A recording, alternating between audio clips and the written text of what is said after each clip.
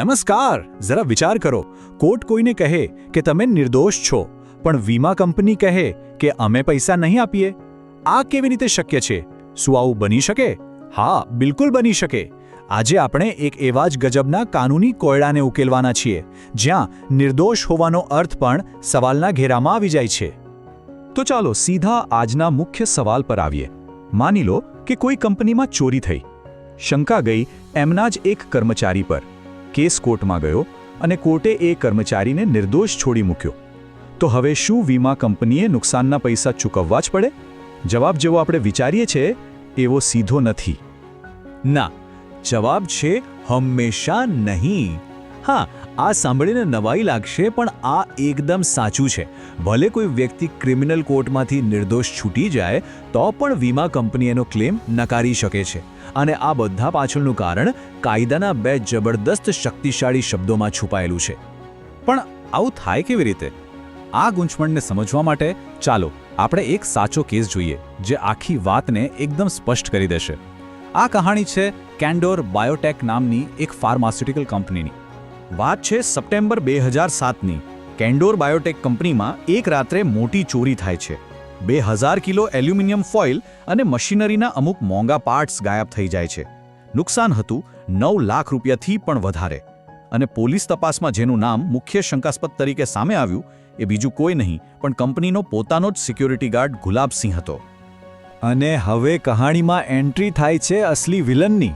વીમા પોલિસીની એક નાનકડી પણ બહુ જ મહત્વની શરત, એને કહેવાય છે એક્સક્લુઝન ક્લોઝ. એમાં સાફ સાફ લખ્યું હતું કે જો ચોરી કે નુકસાનમાં કંપનીનો જ કોઈ કર્મચારી સામેલ હશે તો વીમા કંપની 1 રૂપિયો પણ નહીં ચૂકવે. બસ આખો કેસ આ એક જ લાઈન પર આવીને ઊભો રહી ગયો. હવે કંપનીએ જ્યારે વીમા માટે દાવો કર્યો ત્યારે એમને ક્યાં ખબર હતી કે આ ભારતીય કાયદાની એક લાંબી અને નાટકીય સફરની શરૂઆત થવાની છે. આ લડાઈ 1-2 વર્ષ નહીં પણ પૂરા 17 વર્ષ સુધી ચાલી. આ કેસની મુસાફરી કોઈ રોલર કોસ્ટર રાઇડથી જરાય ઓછી નહોતી. જુઓ, સૌથી પહેલા ડિસ્ટ્રિક્ટ ફોરમ, દાવો નામંજૂર. પછી સ્ટેટ કમિશન, દાવો મંજૂર. પછી નેશનલ કમિશન, ફરીથી દાવો નામંજૂર. છેવટે મામલો પહોંચ્યો સુપ્રીમ કોર્ટમાં અને સુપ્રીમ કોર્ટે કેસને ફરીથી વિચારવા માટે પાછો મોકલ્યો, જેના પછી નેશનલ કમિશને આખરી ચુકાદો આપ્યો. પણ સવાલ એ છે કે સુપ્રીમ કોર્ટે આ કેસ પાછો કેમ મોકલ્યો? કારણ કે આખા કેસનો જે આધાર હતો ને એ એક એવી કાનૂની વાત પર ટકેલો હતો જેને સમજવી ખૂબ જ જરૂરી છે. આ એક એવી વાત છે જે આપણને સમજાવશે કે નિર્દોષ જાહેર થવાના પણ જુદા જુદા અર્થ હોઈ શકે છે. આમાંથી પહેલો પ્રકાર છે સન્માનજનક નિર્દોષ મુક્તિ, જેને અંગ્રેજીમાં કહેવાય છે ઓનરેબલ અક્વિટલ. હવે આ શબ્દ તમને કાયદાની કોઈ ચોપડીમાં નહીં મળે. આ કોર્ટોએ બનાવેલો શબ્દ છે અને એનો સીધો સાદો અર્થ એ છે કે સરકારી વકીલ આરોપ સાબિત કરવામાં એટલી બુરી રીતે નિષ્ફળ ગયા છે કે આરોપી પર શંકાની સહેજ પણ જગ્યા બચતી નથી. એને સંપૂર્ણપણે 100% નિર્દોષ માનવામાં આવે છે. તો જુઓ, અહીં જ કાયદાની બારીકીઓ સામે આવે છે. નિર્દોષ છૂટવું એના 2 પ્રકાર છે અને બંનેનો અર્થ જમીન આસમાન જેટલો અલગ છે. એક બાજુ છે સન્માનજનક મુક્તિ, જ્યાં કેસ એટલો નબળો છે કે આરોપી પર કોઈ કલંક જ નથી લાગતો. અને બીજી બાજુ છે શંકાના લાભકર મુક્તિ, જેનો અર્થ એ છે કે ગુનો સાબિત નથી થયો પણ એવું પણ નથી કે આરોપી દૂધે ધોયેલો છે. તો ચાલો હવે પાછા ગુલાબસિંહના કેસ પર આવીએ. ક્રિમિનલ કોર્ટે એના ચુકાદામાં શું કહ્યું હતું એ જોઈએ, કારણ કે એ ચુકાદામાં લખાયેલા અમુક શબ્દોએ જ આ આખી બાજી પલટી નાખી હતી. આ રહ્યું કોર્ટના ચુકાદાનું એ વાક્ય. કોર્ટે કહ્યું, માત્ર શંકા, ભલે તે ગમે તેટલી ગંભીર કેમ ન હોય, એ કાનૂની પુરાવાની જગ્યા ન લઈ શકે. આથી આરોપીને શંકાનો લાભ આપવામાં આવે છે. બસ આ શબ્દો, શંકાનો લાભ, આ જ આખા કેસનો ટર્નિંગ પોઈન્ટ હતા. આનો સીધો મતલબ શું થયો? મતલબ એ કે ગુલાબસિંહને એટલા માટે નહોતો છોડવામાં આવ્યો કે એ નિર્દોષ સાબિત થઈ ગયો હતો.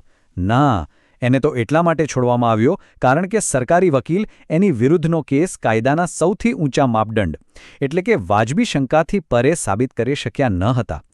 આ એક નાનો લાગતો પણ બહુ જ મોટો અને નિર્ણાયક તફાવત છે. તો આનાથી આપણને એ સમજાય છે કે ક્રિમિનલ કોર્ટ અને કન્ઝ્યુમર કોર્ટ એટલે કે વીમા દાવા જેવી બાબતો સાંભળતી કોર્ટ બંને અલગ અલગ નિયમો પર ચાલે છે, ખાસ કરીને જ્યારે વાત પુરાવા સાબિત કરવાની આવે. અને આ જ આખા કેસનો નિચોડ છે. જુઓ, ક્રિમિનલ કેસમાં ગુનો સાબિત કરવા માટેનો સ્ટાન્ડર્ડ બહુ જ ઊંચો છે.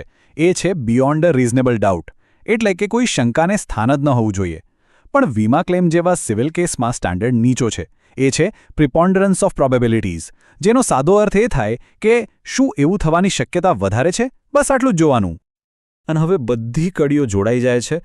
નેશનલ કમિશને આ જ મુદ્દો પકડ્યો.